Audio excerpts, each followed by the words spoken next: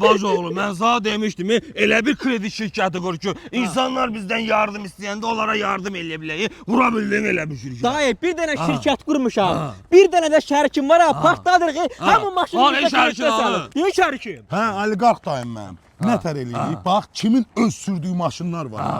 Yəni öz idarə etdiyi, maşın generalinin öz adınadırsa, deyirəm, gətirib bizdə kreditə salırlar. 20-cə dəqiqəyə. Vəssala, maşının nömrəsi də dəyişmir, pulunu götürür çıxır gedir. Maşın da qalır özündə. Yaxşı, bəs bəlkə birinin bankazada gecikməsi var, o nətər olacaq? Banka gecikməsinin bizim kreditə aidiyyəti olmur. Gətir maşını kreditə salır, rahat şəkildə də ödəyə bilir pulunu. Baş oğlum, gəl görüm bura. Ay, sağ ol, haralsan nəsə? Mən Ağdamlıyam dayı, Ağdamlı. Aldı sağ baş oğlu, sən ki bu işin başına Ağdamlı gəldin qoydun. Sən həmişə çörək tapacaqsan, eşidirsən məni. Eşidirəm, Götür dayı. bu diplomatı, diplomatistəki pullar hamısı sənindir, eşidirsən. Kim gəldi maşını kreditə salmaq istədi, ürək rahatından Başla dayı, indən sonra bütün maşınları salacağım. Onsuz da biz Bugatti'ni də kreditə Aysa, salırıq. gel o biz diplomatı gəldi. Oldu dayı, oldu.